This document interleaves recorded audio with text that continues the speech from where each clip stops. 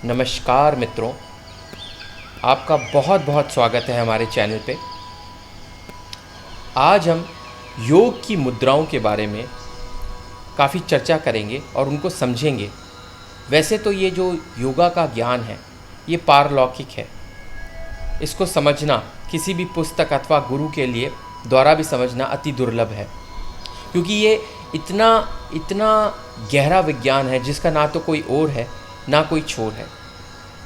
किंतु फिर भी आज हम एक बहुत अच्छा प्रयत्न करेंगे और इन मुद्राओं को समझने से पहले, इससे पहले कि हम समझें ये मुद्राएं क्या हैं, हम ये जानना चाहेंगे कि हमारे शरीर में जो ये मुद्राएं बनती हैं, जो हम ये मुद्राएं बनाते हैं अपने हस्तों द्वारा, हाथों द्वारा, तो ये कैसे बनाती हैं, इनमें क्या क्या एलिमेंट्स हैं। जो एलिमेंट्स हमारे हाथों में हैं, जो हमारे फिंगर्स में हैं, हमारी उंगलियों में हैं, वही एलिमेंट्स हमारे शरीर में भी हैं।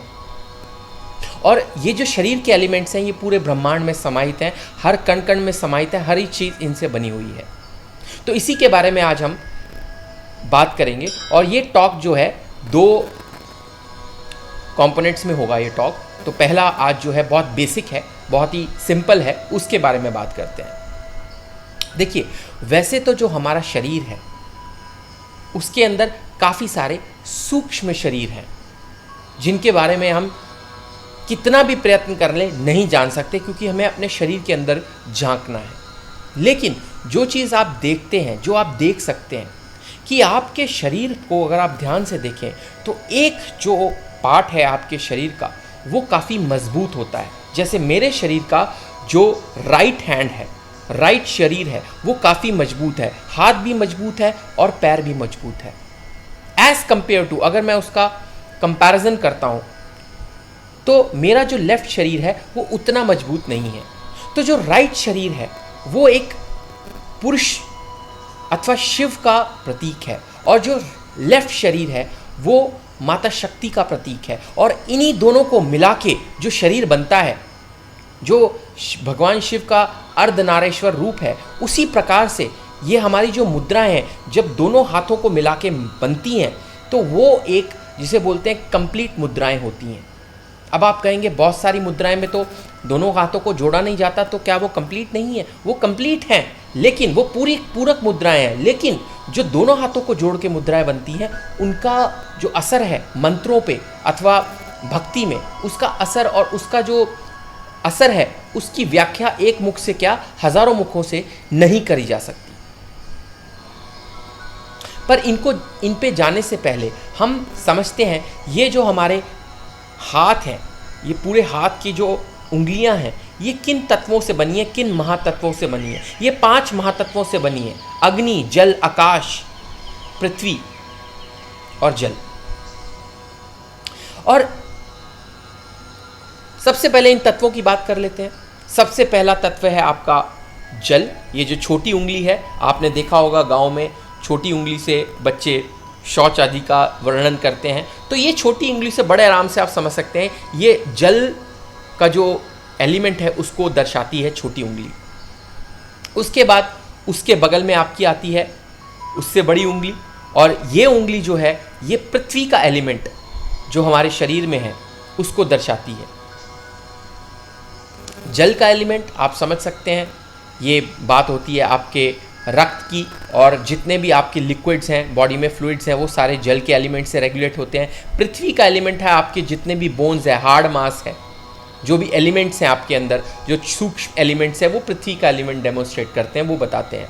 उसके बाद आपका मिडिल फिंगर आ जाता है, बड़ा फिंगर। और मिडिल फिंगर जो आपका है उससे जो एलिमेंट्स हैं वो है आपका आकाश, स्पेस। जो भी हमारे शरीर में खाली जगह है वो स्पेस है। और फिर एक एलिमेंट आता है एयर, जो कि उस स्पेस में रहती है अक्सर, या तो स्पेस में एयर रहेगी या वाटर रहेगा, तो हवा, वायु। और लास्ट एलिमेंट है हमारा जो अंगूठे से प्रदर्शित होता है, वो है हमारा सूर्य, अग्नि। उसको अग्नि तत्व भी बोलते हैं और सूर्य तत्व भी बोलते हैं कई लोग। सो ये 5 हमारे मेन एलिमेंट्स हैं। अगर आप अपने हाथ को देखें तो इसमें बहुत सारे आपको खाने मिलेंगे, और कभी भी आप कोई मुद्रा बनाते हैं तो कई लोगों के प्रश्न होते हैं कि उसको आगे छुएं या पीछे छुएं। देखिए, इसके बारे में हम बात करेंगे, लेकिन आपको एक बात समझना पड़ेगा।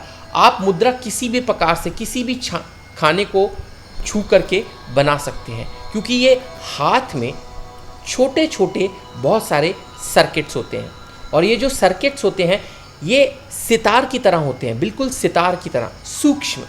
तो आप इन्हें कहीं से भी छू सकते हैं, लेकिन जो छूने का तरीका है, सबसे पहले जब भी आप स्टार्ट करें हमेशा टिप्स से स्टार्ट करें, जब तक कि मुद्रा में आपको ना कहा गया हो। और एक और बहुत कॉमन सवाल है जो अक्सर लोग पूछना चाहते हैं कि मुद्रा किस प्रकार से बनाएं। जैसे ये एक ज्ञान मुद्रा है, सब जानते हैं इसको, ज्ञान मुद्रा है ये। अब ज्ञान मुद्रा ऐसे भी हो सकती है, ऐसे भी हो सकती है, और ऐसा तो खैर नहीं करते लोग, लेकिन सही कौन सा है और क्यों है सही? देखिए, जब भी आप मुद्रा बनाते हैं आप उसे इस प्रकार से देखिए, अगर आपको कुछ चाहिए तो हाथ ऊपर की तरफ होता है, और अगर आपको कुछ देना है तो हाथ नीचे की तरफ होता है। तो उसी प्रकार अगर आप कोई तत्व ग्रहण कर रहे हैं, अपने आसपास के वातावरण से कोई तत्व अगर आप ग्रहण कर रहे हैं, तो आपकी मुद्रा हमेशा ऊपर की तरफ होगी, कभी भी नीचे। ये मुद्रा भी गलत है, अगर ये भी लगते हैं तो वो गलत है। मुद्रा हमेशा सीधी और बिल्कुल स्ट्रेट होगी, उसमें कभी भी, जिसे बोलते हैं, नीचे या बीच में नहीं हो सकती मुद्रा। लेकिन कई बार अगर आप तत्व को बैलेंस आउट कर रहे हैं तो आप उसको उस समय नीचे की तरफ भी रख सकते हैं, वो गलत नहीं होगा। तो कुछ लोग नीचे की तरफ रखते हैं, बट जनरली जब भी आप कोई तत्व ग्रहण करते हैं, चाहे वो वायु हो, चाहे वो किसी प्रकार की लाइट हो, चाहे चंद्रमा की लाइट हो या सूर्य की लाइट हो, वो हमेशा ग्रहण ही की जाती है। तो इसीलिए ये जो तत्व है ये हमेशा ऊपर की तरफ होना चाहिए, कभी नीचे नहीं होना चाहिए।